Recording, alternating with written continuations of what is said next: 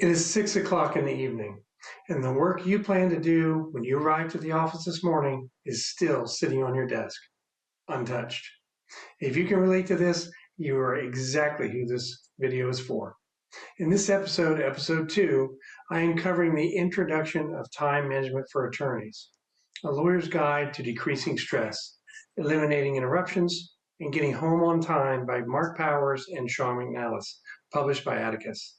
It is a highly regarded book, and I encourage everyone to get a copy.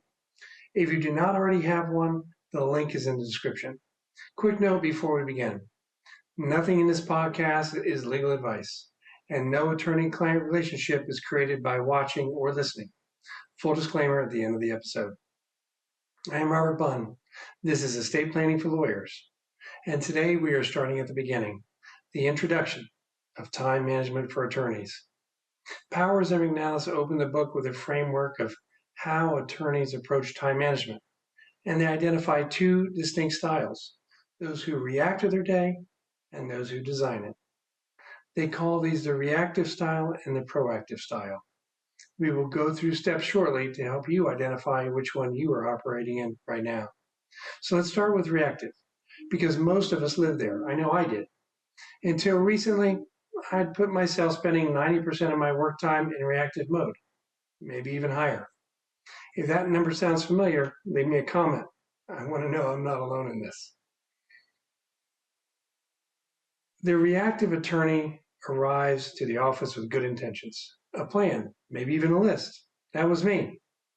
Typically, I'd create a list every day before leaving the office, so when I got in the next morning, I knew my plan. Each morning, however, shortly after I arrived, a client called in crisis. A staff member needed a decision. An email demanded immediate attention. And just like that, the day belonged to everyone else.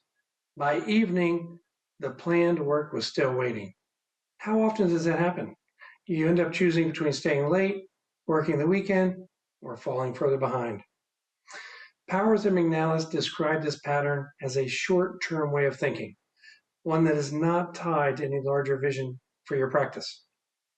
They also reference a concept well known in psychology called learned helplessness, applying it to attorneys who have simply tried to stop trying to change their circumstances and have simply accepted this is how their practice is. I saw a compelling video on this recently, and I'll post it in the description, a link to it. This is where the authors go deeper than I expected. This is not just about habit. It becomes physical.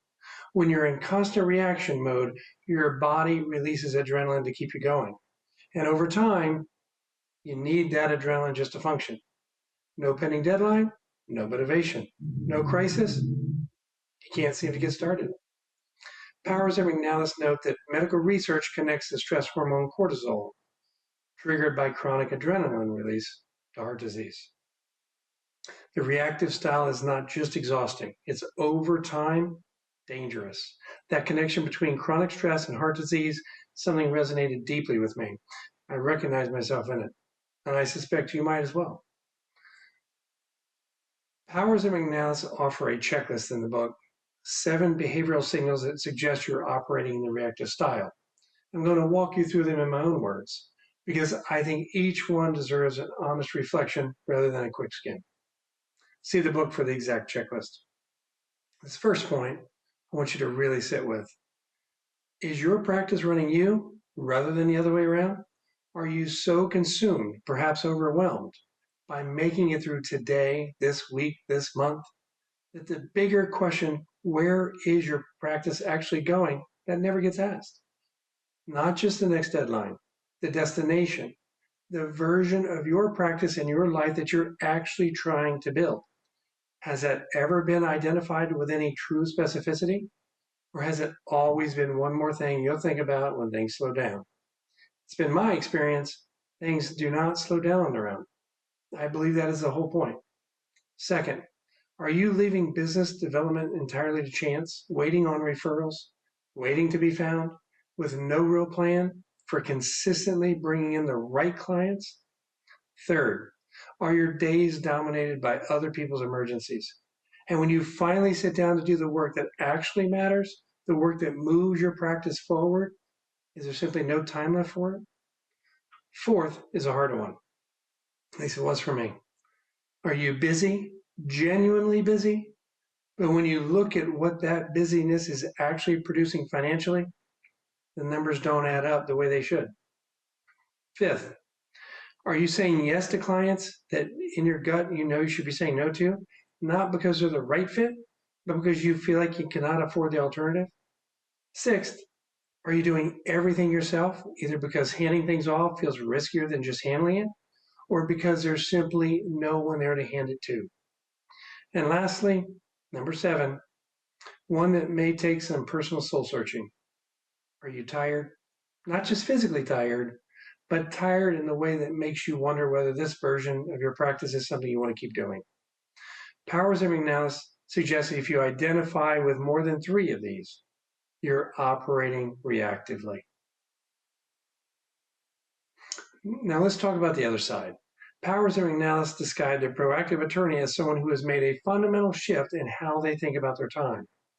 Rather than being defined by what the day demands of them, they take responsibility for designing their circumstances. They treat time management as self management. They set goals. They select clients carefully. They build systems aimed at preventing crises rather than just reacting to them. And they protect time in the office and at home as a non negotiable rather than something that gets used up by everything and everyone else. The key distinction is this: the proactive attorney is not victimized by their practice. They built it to serve their life, not the other way around. So, what drives the reactive cycle in the first place? Powers and McNalis identify three root causes, three areas where, when you feel a shortage, your nervous system takes over and reactive behavior takes hold. Time, money, energy. When you feel a time shortage, you say yes probably to everything. You run perpetually behind. You have no really daily or weekly plan, and everyone around you has learned to expect you to be late. The author's reference is a condition often called hurry sickness, a term drawn from research on chronic time pressure. Estate planning attorneys are especially vulnerable to this because even a well planned day can unravel the moment a client calls in crisis. When you feel financial pressure, you sometimes accept clients that you probably shouldn't accept. You overlook red flags because you need the income. You stay in arrangements that are not working with partners, with clients, with practice areas out of pure financial fear. Powers and McNalis describe this pattern as practicing threshold law, their term for taking on whatever crosses your threshold because you feel you cannot afford to say no. The clients who come through that kind of desperation tend to be the most demanding, the least cooperative, and ultimately the most costly to your time and energy. When you feel an energy shortage, burnt out, running on fumes, unable to find satisfaction in work, you lose the capacity to do anything well. The authors describe things like a loss of humor and a growing resentment of clients as signals of this state. As a solo practitioner, I recognize that feeling. The isolation that comes with running everything yourself adds its own layer to it. Perhaps you recognize that feeling too. So, what do you do with all this? Be cognizant and gain simple awareness. Notice when the adrenaline kicks in. Name what triggered it. Was it a time pressure, a money fear, an energy drain? Once identified, it is easier to understand and address. The authors recommend setting boundaries, specific and concrete parameters designed not to restrict you, but to protect you. Things like not working past a set hour, requiring a retainer before starting a new matter, building uninterrupted production time into your day, being deliberate about which clients you take on rather than accepting whoever comes through that door, exercising consistently to maintain your physical and mental capacity.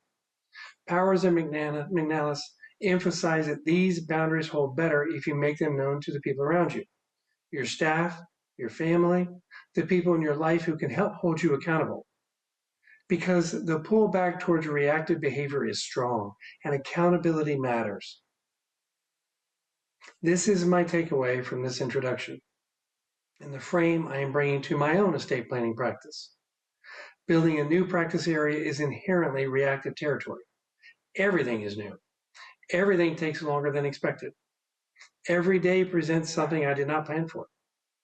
It would be easy to spend every day just responding to whatever comes up and calling it progress. But what Powers and McNalis are conveying from the very first pages is that reactive is a trap. And the way out, above the chaos and the noise, is a decision, a conscious, repeated decision to design your practice rather than just survive it. That decision does not happen once, it happens daily.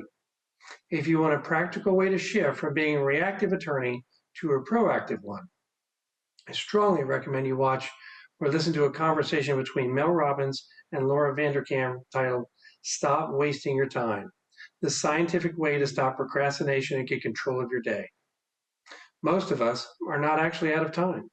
We're just allocating it reactively. When you start thinking in terms of a full 168-hour week, intentionally scheduling what matters, and protecting even small pockets of time, you begin to operate with intention rather than urgency. For attorneys, that distinction is everything. It's the difference between constantly responding to demands and deliberately designing your practice and your life. A link to the interview is in the notes. I want to share something practical that's made a real difference for me personally. I've made it a habit on Friday afternoons to sit down and plan my entire following week with specificity. When I do it, the difference is tangible. I have a map, I have a direction, I have a schedule that gives the week a shape before it even starts. My effectiveness and productivity improve significantly, and honestly, much of the stress that would otherwise build up simply does not have the same grip. I have protocols mapped out now. I just simply need to implement them consistently. And that is exactly the work this book is helping me do. Here's what I've noticed when I skip the Friday planning session. And sometimes I do skip it. Life gets busy. But I notice it almost immediately. There is a feeling of being untethered, of moving through the week without a compass. That feeling, more than anything else, has convinced me that the planning is not optional. It is the thing that keeps me on the proactive side of the line. I'm still learning how to make my engagement consistently proactive. And that is exactly why I'm doing this series.